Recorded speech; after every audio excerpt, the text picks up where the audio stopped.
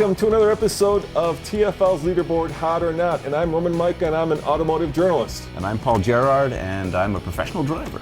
That's right, and today we've got something really special. Sometimes we've got brand new cars, and sometimes we've got cars that are, well, interesting. How would you describe the Velocity, Paul?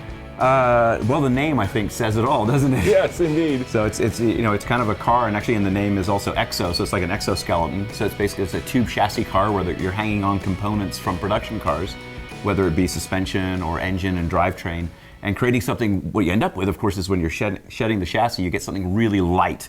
So you get a crazy power to weight ratio. Yeah, it's very similar to like an Ariel Atom. It's very similar to the Polaris Slingshot that we tested not too long ago. Yeah, or like a Caterham. It's like very minimalistic kind of car where you're putting a regular production engine in it and creating something that's kind of wickedly fast. Yeah, and the EXO is made right here in Colorado in Denver.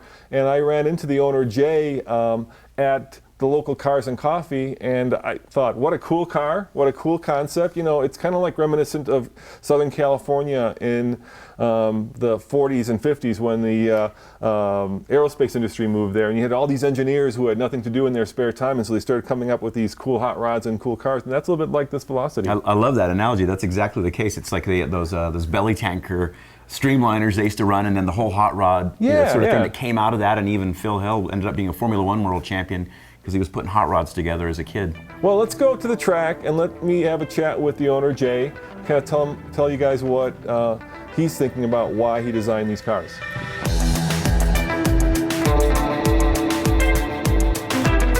First of all, let's start with the easy question, Jay. Not that they're going to be hard, but why did you call it Velocity? Velocity, fast, it made sense. Okay, and how did you get into the business of building kind of these prefabricated rolling chassis, I don't know what you call this, man, but it's cool. I had a street legal dune buggy years ago, and it was so much fun to drive, but it was so clunky. Yeah. And I thought, there's got to be a better way. So if somebody's interested in this, how do you sell it? Kind of walk me through that process. We build on spec, and then we have a dealer in Denver that sells them for us. And then also if we do a special order car, you can get on our website and build it the way you want it. And if somebody's interested in this, how much would this cost? How much, to start with? Let's say you go with a base engine, and then obviously if you go with a Corvette engine, it's going to be a little bit more money. A custom build is going to start around $32,000 for the 1.8 turbo. Okay. 40-ish, depending on the engine and transmission combination, is what the LSs start at. How long would it take to build this? Depends on our backlog, but usually about 30 to 45 days. So you do the welding, you do the painting, you do the pre-assembly, you do everything? Yes, we do everything in-house. Okay. Now you may be wondering, how do you build something street legal that has no airbags, no crush zones except maybe your feet? Well, this is sold as a kit car. So basically you can buy this Velocity as a rolling chassis, and then you could put whatever engine you want in the back. This one has a Corvette engine.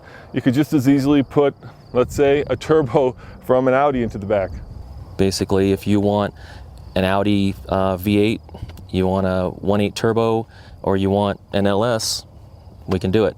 So you could put any engine you want? Well, we're limited to certain engines that will couple to the transmissions we use. Okay, and so what transmissions do you use? We use the Boxster S transmission, which is a 6-speed transmission. Yep. And then we use the standard Boxster transmission, which is a 5-speed for the smaller engines. All right, so now that we know a little about the car, Paul, let's find out how fast it is from 0 to 60. How does it launch? You'd think with that big GM V8 in the back, it'd be pretty easy to launch. Yeah, and it was. It was really actually fun to launch. That's the one thing where I knew going in, and because it's light, when you launch the car, a light car like that, it actually gets off the line quite well. So really good to launch. Not a huge, like massive power band. So there was, you had to go through 2 gears to get there to 60, but it was quick. So let's find out. Let's go back to the track. Let's find out just how fast it was from 0 to 60.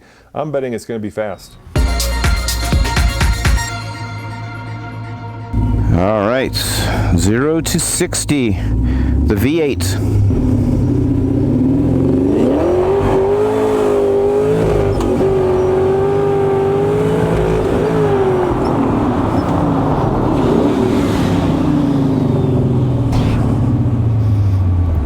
.24 seconds on the second one.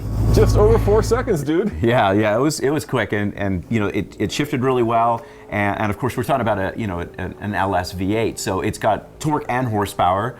So you launch it at about 2,000 RPMs, you get just that right amount of wheel spin, and then just start grabbing gears and go. So yeah, it was really quick. And it sounds wicked. You know, you've got that big American V8 right behind you. No insulation. No insulation. Right? You're right there with the engine. Yeah. Yeah, you know, to me, the car's a little bit leather and a little bit laced. And what I mean by that, the lace part is if you're just driving it around town, it's a pussycat, right? It's got that very nice Porsche 6-speed. It's very trackable. And if you just roll on the power, it's very easy to not be dead.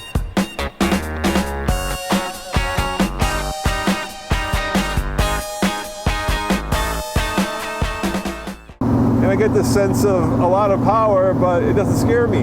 So that's the lace part of it. Now there is a leather part, and let me show you that.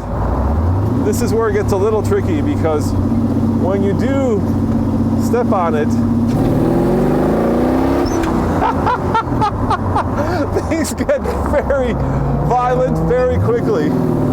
That engine gets very loud, the heat starts to radiate, and you can feel it pushing on your back.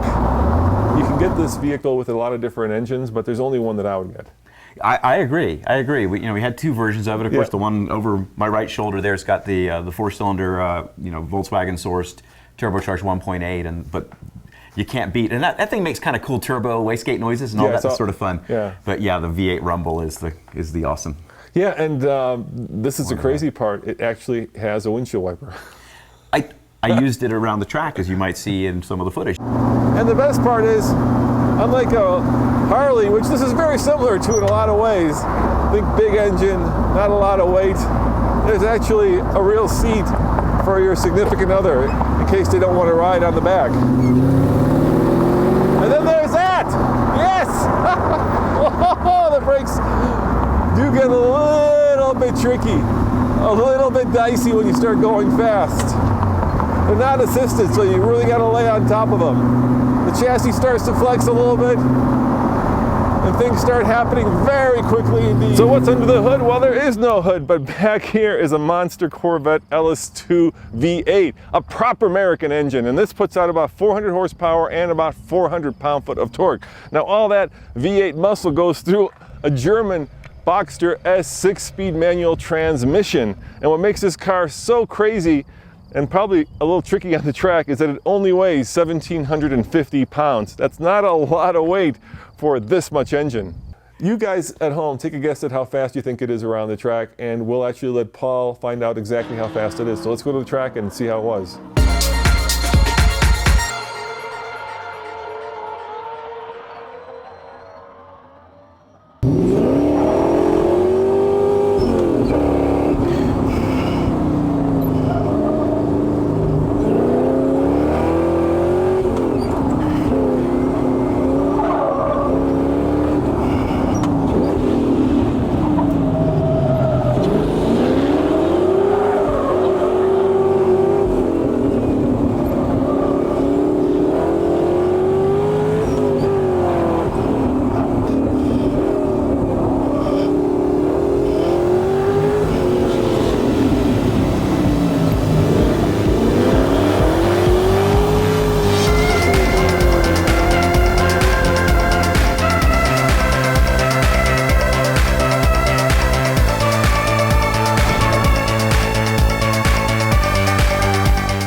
So I smell tire, I smell brake, Paul, but you actually did a pretty good time. What do you think you did? I would say it's probably like a 104-ish. Very close, 105. There we go, yeah. Yeah, that's not bad.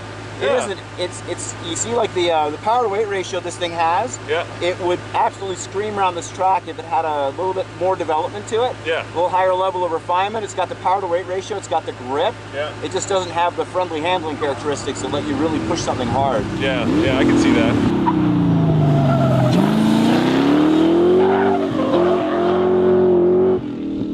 All right, Paul, so it looked like it was quite a handful out there. It really was. And, you know, when you got that power to weight ratio, I think it was like 1,725 pounds. Yep. And 400 horsepower, 400 pound-feet of torque. I knew I was going to have my hands full, and indeed that was the case. Yeah, on the way back, you told me that you have rarely spun a car twice. Thanks, you said it right. I did. It didn't really happen, people. That didn't happen. Yeah, and it's really tricky to drive, and it did remind me of a super high-powered slingshot in those ways where, while on the road, it is really nice to drive it on the road. When you're really leaning on it hard, it doesn't have quite the level of refinement. Now, I would separate that from the quality, the build quality, because the first thing I do when I look at a car like that, when I'm going to jump in it, I look at the welds, and the welds are beautiful. So the car is really, really well put together. It just needs kind of a couple of little levels of refinement to be a track car. In case you're wondering, we've got offset tires and wheels. In other words, the fronts are smaller than the backs. Back here we're running actually on all fours on some Nitto Invos. These are 345, let's see here, 30 ZR19s. These are basically high performance street tires, so it'd be nice to get a little bit more grip for the track. So, and that's not the intention of the car. The intention of the car is to be a really fun road car, and I think it does that pretty well. Yeah, it does that really well. Like I say, I think when you take it up to about 50% of its capability, it's actually a pussycat, and then once you floor it, it becomes a tiger. Yeah, you know, recently Paul and I reviewed the Slingshot, which is a three-wheeled. Paul would call it a contraption. I would call it a fine Polaris. And it's very similar to that. On the street it works, on the track probably not so much, but you know what? I'm not a race car driver, we'll leave that to Paul. Yeah, I like it. I like it a lot. Steering is maybe a little too direct, brakes are a little vague, stick shift is direct and actually really good. It reminds me of just a giant go-kart for the street that I could have a lot of fun in. Yeah, and the difference between this and, let's say, the Slingshot, and if you want to watch that Slingshot episode, check it out, is that this has a lot more power. A lot more power. There is plenty of power to break that back end, and considering that the Slingshot had traction control and stability control, and this does not, that's this right. is all up to you. Really, really good point. And so that's where this car is. Again, you know, enjoy it, you know, drive it on a back road, have a really wonderful drive in the car, and enjoy that amazing V8. It has actually really nice ride quality to it. You know, so all that stuff's very, very good. All right, so the question that we're always asking here, is it hot or not, Paul? So what's your call? I came up with a new term as I was driving over here. Yeah. It's a hot mess. On the track, fair enough, it's a hot mess. It needs a little more refinement. And on the road, I'm going to say it's red hot, you know? It's just so much fun. And at the end of the day, for me, it's about, you know, how big of a smile I get when I'm driving it. And it gives a huge smile on my face. And actually, unlike the Slingshot, it has a windshield that works. And so you don't necessarily need a helmet, which is a big plus because you really in the moment when you're not kind of insulated by that helmet. Yeah, and Slingshot's 70 miles an hour, it stops accelerating. Yeah, so this thing goes and goes, so it's much more practical. Yeah, like 90, it gets terrifying. Well, thanks for watching, guys. I appreciate the chance to bring you these kind of interesting local cars. I want to say thank you to Jay and Velocity for bringing them in and for taking the time to actually let us take them on the track. And remember, check out tflcar.com for more news, views, and of course, real-world reviews. And check back every Monday for another episode of TFL's Leaderboard, Hot or Not.